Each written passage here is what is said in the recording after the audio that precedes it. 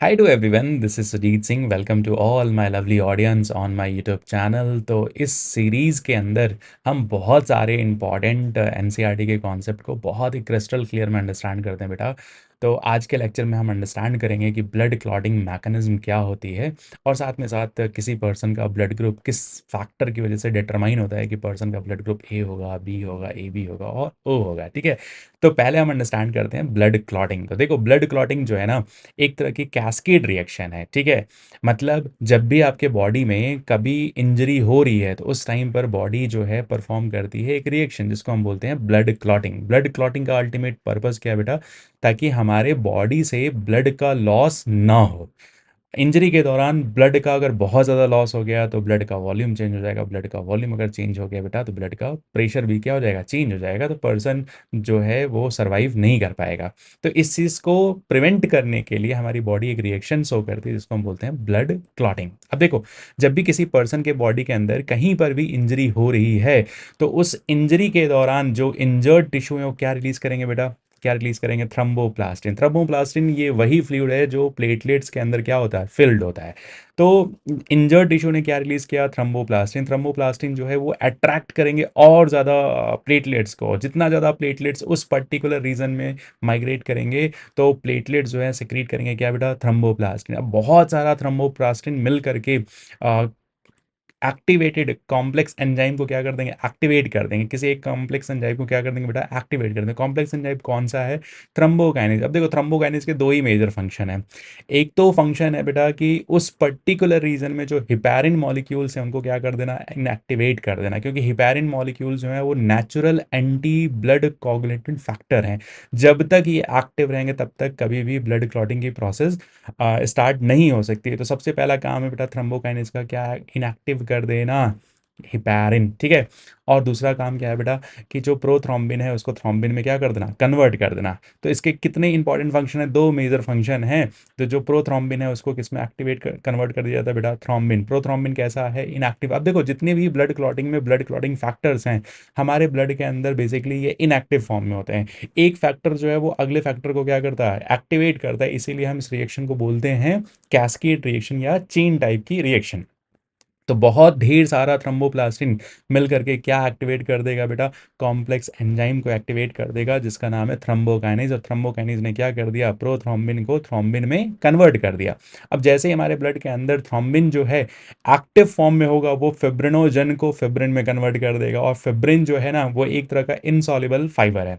अब देखो, ये इनसॉल्युबल फाइबर क्या करेगा बेटा कि जो डेड फॉर्म्ड एलिमेंट्स को क्या कर देगा? ट्रैप कर देगा, एक नेटवर्क बना देगा। और धीरे धीरे जो क्लॉट का फॉर्मेशन हुआ है, जो सॉफ्ट क्लॉट है, एयर के कांटेक्ट में किस में कन्वर्ट हो जाएगा?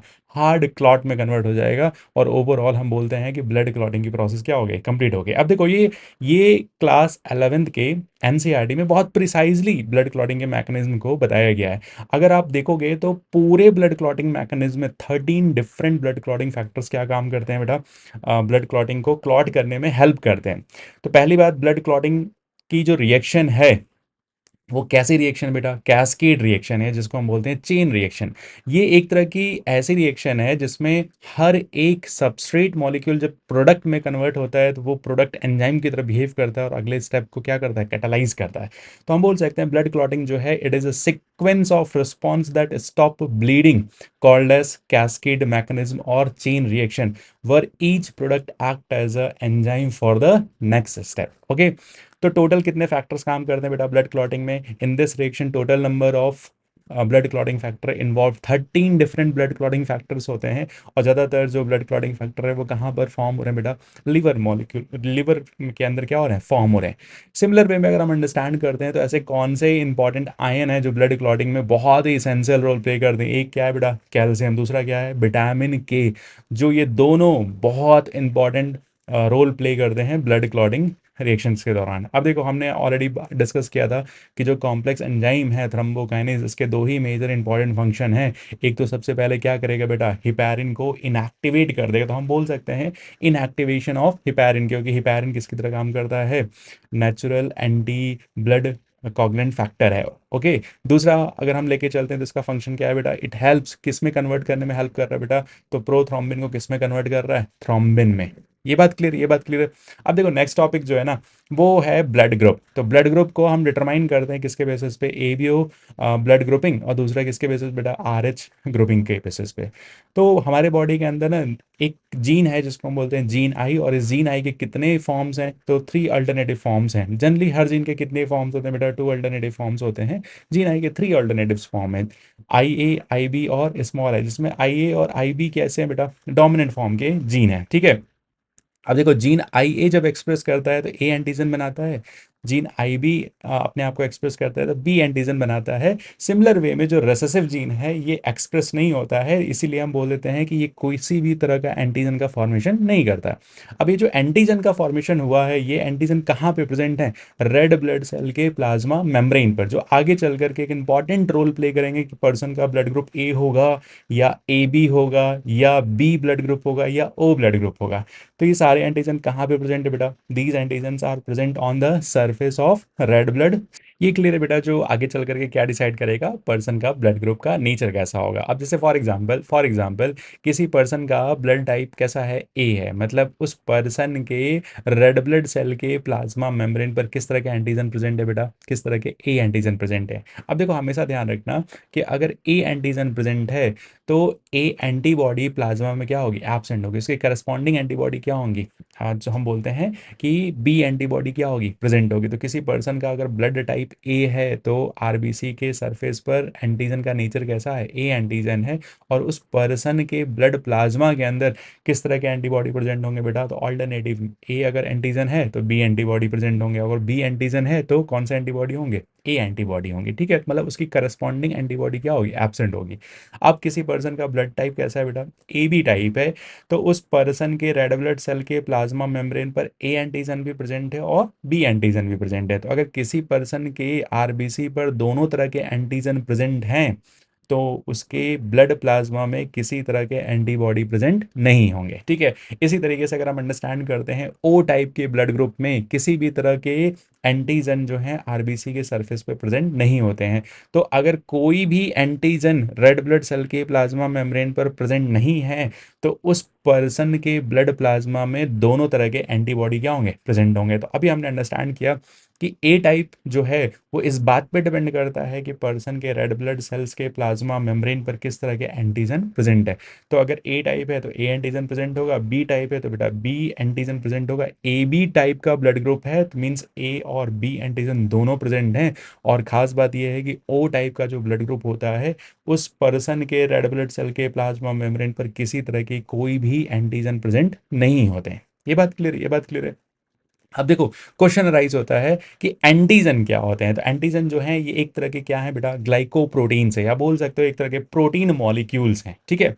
अब ग्लाइकोप्रोटीन का मतलब है 5% क्या प्रेजेंट है, कार्बोहाइड्रेट, और मेजर पोर्शन में क्या प्रेजेंट है, प्रोटीन, ठीक है। तो ग्लाइकोप्रोटीन को अगर हम ब्रेक करते हैं ना तो हम बोल सकते हैं कि 5% प्रेजेंट है क्या बेटा, कार्बोहाइड्रेट, और साथ में साथ 95% क्या प्रेजेंट है, तो प्रोटीन मॉलिक्यूल प्रेजेंट है। तो एंटीजन है क्या, इट इज़ अ ग्लाइकोप्रोटीन। अब देखो एंटीजन का नेचर डिपेंड करता है कि वो फॉरेन एंटीजन है या हमारे बॉडी का खुद का एंटीजन है। अब फॉरेन एंटीजन है तो उसे हमारा इम्यून सिस्टम क्या कर लेगा बेटा, डिटेक्ट कर लेगा। तो जैसे ही कोई एंटीजन हमारे बॉडी के अंदर इंटर करता है तो हमारा इम्यून सिस्टम जो है ना उसको रिकॉग्नाइज कर लेगा कि ये हमारे बॉडी का सेल्फ एंटीजन नहीं है, बॉडी के बाहर का एंटीजन, इसलिए हमने इसको क्या बोल दिया बेटा, फॉरेन एंटीजन। और कोई भी फॉरेन एंटीजन हमारे बॉडी के अंदर इंटर करता है तो उस टाइम पर पर्सन का इम्यून सिस्टम जो है उस एंटीजन के अगेंस्ट में एंटीबॉडी का क्या करता है, प्रोडक्शन करता है। सिमिलर वे में अगर हम अंडरस्टैंड करते हैं सेल्फ एंटीजन, सेल्फ एंटीजन का मतलब है हमारे बॉडी के अंदर भी कुछ सेल्फ एंटीजन क्या होते हैं, प्रेजेंट होते हैं। जैसे एग्जांपल के तौर पे हमने अंडरस्टैंड कर लिया मेजर हिस्टोकॉम्पैक्टिबिलिटी कॉम्प्लेक्स, आगे चल करके हम कनेक्ट करेंगे कि जब भी ग्राफ्टिंग की प्रोसेस होती है ना तो किसी दूसरे पर्सन का कोई टिश्यू सेल या ऑर्गन जब रेसिपिएंट के बॉडी में हम ट्रांसफ़र करते हैं तो उस रेसिपिएंट की बॉडी का इम्यून सिस्टम इस बात को रिकॉग्नाइज कर लेता है कि ये हमारे बॉडी का सेल्स नहीं है, किसी दूसरे पर्सन के बॉडी का सेल्स है। तो किसकी हेल्प से डिस्टिंग्विश कर पाता है, एमएससी मॉलिक्यूल की हेल्प से डिस्टिंग्विश करता है। अब देखो खास बात ये है ना कि फॉरेन एंटीजन के रिस्पेक्ट में हमारा इम्यून सिस्टम एंटीबॉडी तो प्रोड्यूस करेगा, लेकिन जो हमारे बॉडी के खुद के एंटीजन है उसके अगेंस्ट में हमारा बॉडी कभी भी एंटीबॉडी का प्रोडक्शन नहीं करता। तो इसी चीज़ को हमने हाईलाइट किया है कि this type of antigen present in our own body, ठीक है, और हमारे बॉडी के सेल्स के अंदर प्रेजेंट होते हैं और इसके अगेंस्ट में किसी भी तरह का एंटीबॉडी प्रोड्यूस नहीं होता। अब खास बात ये है ना, सबसे इंपॉर्टेंट पॉइंट ये है बेटा कि जो A B positive blood group है वो यूनिवर्सल क्या है, रेसिपिएंट है, और ओ नेगेटिव जो ब्लड ग्रुप है वो क्या है बेटा, यूनिवर्सल डोनर है। तो हमेशा याद रखना कि पॉपुलेशन में किसको हम यूनिवर्सल रेसिपिएंट बोलते हैं, A B positive. A B positive मतलब पर्सन के ब्लड के आरबीसी पर ए एंटीजन भी है और बी एंटीजन भी, और साथ में साथ आर एच फैक्टर के भी क्या है, एंटीजन प्रेजेंट है। और ओ नेगेटिव का मतलब है कि उस पर्सन के रेड ब्लड सेल के प्लाज्मा मेम्ब्रेन पर ना तो ए एंटीजन प्रेजेंट है ना तो बी एंटीजन प्रेजेंट है, लेकिन इस पर्सन के ब्लड के अंदर, प्लाज्मा के अंदर दोनों तरह के एंटीबॉडी क्या होंगे, प्रेजेंट होंगे। ये बात क्लियर, ये बात क्लियर बेटा। तो एबीओ ब्लड ग्रुपिंग के हेल्प से हमने अंडरस्टैंड किया A type, B type, A B type और ओ टाइप। अब देखो यही टर्म आता है आर एच ग्रुपिंग। तो आर एच जो टर्म है ना वो डिफाइन होता है बेटा रेसस फैक्टर। फर्स्ट टाइम ये फैक्टर कहाँ देखने को मिला था बेटा, रेसस मंकी के अंदर देखने को मिला था। तो अगर किसी पर्सन के ब्लड के अंदर आर एच फैक्टर प्रेजेंट है तो उसे हम बोलेंगे आर एच पॉजिटिव, और अगर किसी पर्सन के ब्लड के अंदर आर एच फैक्टर क्या है, एब्सेंट है, तो उसे हम बोलेंगे आर एच नेगेटिव। ये बात क्लियर, ये बात क्लियर है। और इसी फैक्टर के बेसिस पर हम पर्सन के ब्लड ग्रुप को बोलते हैं कि पर्सन का ब्लड ग्रुप क्या है, पॉजिटिव टाइप है और नेगेटिव टाइप है, ठीक है। ज़्यादातर पॉपुलेशन में, ज़्यादातर ह्यूमन पॉपुलेशन में अप्रॉक्सीमेटली 80% ह्यूमन पॉपुलेशन का जो ब्लड टाइप है वो कैसा है, पॉजिटिव है, ठीक है। अब देखो ब्लड ग्रुप जो है ए टाइप है, मतलब ए तो एंटीजन प्रेजेंट है, लेकिन ए के भी दो फॉर्म प्रेजेंट होते हैं, डिपेंड अपॉन कि आर एच फैक्टर प्रेजेंट है या एब्सेंट है। तो आर एच फैक्टर अगर प्रेजेंट है तो उस पर्सन का ब्लड ग्रुप कैसा हो जाएगा, ए पॉजिटिव। अगर नेगेटिव है तो कैसा हो जाएगा, A negative blood type. Similar type में अगर हम बी के टाइप के रिस्पेक्ट में लेके चलते हैं, ए बी के रिस्पेक्ट में लेके चलते हैं और ओ के रिस्पेक्ट में लेके चलते हैं बेटा, तो आर एच फैक्टर अगर प्रेजेंट है तो पर्सन का ब्लड ग्रुप कैसा हो जाएगा, पॉजिटिव। और अगर आर एच फैक्टर एब्सेंट तो पर्सन का ब्लड ग्रुप कैसा हो जाएगा, नेगेटिव। ये बात क्लियर, ये बात क्लियर। अब देखो एक टर्म हमेशा ध्यान रखना कि अगर हम बात करते हैं कि पर्सन का एबीओ ब्लड ग्रुप जैसा होता है, एबीओ का मतलब पर्सन का अगर ब्लड टाइप ए है तो पर्सन के ब्लड के रेड ब्लड सेल्स के प्लाज्मा मेम्ब्रेन पर ए एंटीजन प्रेजेंट है, लेकिन उस पर्सन के ब्लड प्लाज्मा के अंदर ए एंटीबॉडी क्या होगी, एब्सेंट होगी। तो कौन सी एंटीबॉडी प्रेजेंट होगी, बी एंटीबॉडी प्रेजेंट होगी। तो सिमिलर वे में अगर हम अंडरस्टैंड करते हैं तो आर एच एंटीबॉडी जो होती है ना हमारे बॉडी में क्या होती है, एब्सेंट होती है। मतलब अगर हमारा ब्लड ग्रुप टाइप कैसा है बेटा, पॉजिटिव टाइप है, तो उस पॉजिटिव आर एच एंटीजन के प्रेजेंट होने की वजह से पर्सन का ब्लड ग्रुप क्या हमने बोला बेटा, पॉजिटिव टाइप है। उस पर्टिकुलर पर्सन के ब्लड प्लाज्मा के अंदर आर एच एंटीजन के अगेंस्ट में कोई भी एंटीबॉडी प्रेजेंट नहीं होगी। इसी चीज को हमने डिफाइन किया है, unlike ABO blood grouping, Rh antibody are not pre-found in the Rh negative person blood plasma. It is only developed when the person come in contact with Rh antigen. अगर किसी पर्सन के body के अंदर हमने blood को क्या किया बेटा, ट्रांसफ्यूज किया, और किसी पर्सन का ब्लड टाइप कैसा है, आर एच नेगेटिव है, लेकिन हमने उसको कैसा ब्लड डोनेट कर दिया, कैसा ब्लड ट्रांसफर कर दिया, आर एच पॉजिटिव। तो रेसिपिएंट के बॉडी के इम्यून सिस्टम ने आर एच फैक्टर के अगेंस्ट में क्या जनरेट करेगा, एंटीबॉडी। तो ब्लड की ट्रांसफ्यूजन के टाइम में हमेशा हम क्या देखते हैं बेटा, हमेशा क्या चेक करते हैं कि जब भी हम ब्लड को ट्रांसफ्यूज करते हैं तो हम हमेशा डोनर का ब्लड में किस तरह के एंटीजन प्रेजेंट हैं और रेसिपिएंट के बॉडी के अंदर ब्लड के प्लाज्मा के अंदर किस तरह के एंटीबॉडी प्रेजेंट है। तो एंटीजन और एंटीबॉडी कभी भी मैच नहीं होनी चाहिए। अगर मैच होगी तो एंटीजन और एंटीबॉडी की रिएक्शंस होंगी, और एंटीजन एंटीबॉडी की रिएक्शंस होंगी तो ब्लड क्या हो जाएगा, क्लम्प हो जाएगा। तो जब भी हम ब्लड की ट्रांसफ्यूजन की प्रोसेस को परफॉर्म करते हैं बेटा, तो हम हमेशा चेक करते हैं कि जो ब्लड डोनेट करने वाला है पर्सन, उस ब्लड के अंदर किस तरह के एंटीजन प्रेजेंट है, और जो ब्लड को रिसीव करने वाला है मीन्स रेसिपिएंट जो है, उसके ब्लड के अंदर किस तरह के एंटीबॉडी प्रेजेंट है। और ये दोनों कैसे होने चाहिए, डिसिमिलर होने चाहिए, सेम नहीं होना चाहिए। ये बात क्लियर, ये बात क्लियर है। अब देखो अगर हम अंडरस्टैंड करते हैं, when you come in contact with a foreign antigen, body synthesize antibody against it to protect you। अब देखो जब भी किसी पर्सन के ब्लड में आर एच फैक्टर प्रेजेंट है और रेसिपिएंट के बॉडी में आर एच फैक्टर क्या है बेटा, एब्सेंट है। जैसे फॉर एग्जांपल हमने डोनर को ए पॉजिटिव कंसीडर किया और रेसिपिएंट को हमने ए नेगेटिव कंसीडर किया, तो A positive means R H factor क्या है बेटा, डोनर के बॉडी में प्रेजेंट है, लेकिन रेसिपिएंट के बॉडी के ब्लड के अंदर आर एच फैक्टर क्या है, एब्सेंट है। तो इस केस में भी हम ब्लड को ट्रांसफ्यूज नहीं कर सकते, क्योंकि यहाँ पर डिफरेंस किस लेवल पर आ रहा है, आर एच फैक्टर के लेवल पर क्या आ रहा है बेटा, डिफरेंस आ रहा है। दोनों का ब्लड टाइप तो ए है, लेकिन एक में आर एच फैक्टर प्रेजेंट है और दूसरे में आर एच फैक्टर क्या है बेटा, एब्सेंट है।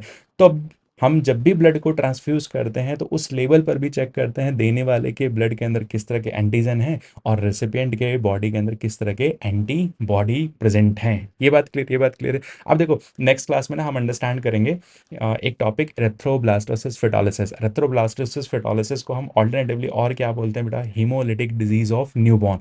ये एक तरह का स्पेशल केस है जब मदर के इम्यून सिस्टम से आर एच फैक्टर के अगेंस्ट में क्या बनती है, एंटीबॉडी बनती है। तो एरिथ्रोब्लास्टोसिस फेटोलिसिस का जो केस है ना बेटा, वो आर एच इनकॉम्पैक्टिबिलिटी के बेसिस पे, इनकॉम्पैक्टिबिलिटी का मतलब है कि आर एच लेवल पर क्या आ रहा है, डिफरेंस आ रहा है। तो it is a special case of RH incompatibility is observed between RH negative mother and R H positive fetus। तो इस चीज़ को हम बहुत अगली क्लास में बहुत डिटेल में अंडरस्टैंड करेंगे बेटा, बट हमेशा ध्यान रखना कि आर एच इनकॉम्पैक्टिबिलिटी का स्पेशल केस कौन सा है, एरिथ्रोब्लास्टोसिस फेटोलिसिस। ठीक है, अब हमेशा इस चीज़ को अंडरस्टैंड करना कि जब भी हम ब्लड को ट्रांसफ्यूज करते हैं तो डोनर के ब्लड के अंदर किस तरह के एंटीजन प्रेजेंट हैं और रेसिपिएंट के ब्लड के अंदर किस तरह के एंटीबॉडी प्रेजेंट है, हमेशा हम इसे चेक करते हैं और दोनों सेम नहीं होना चाहिए। ठीक है,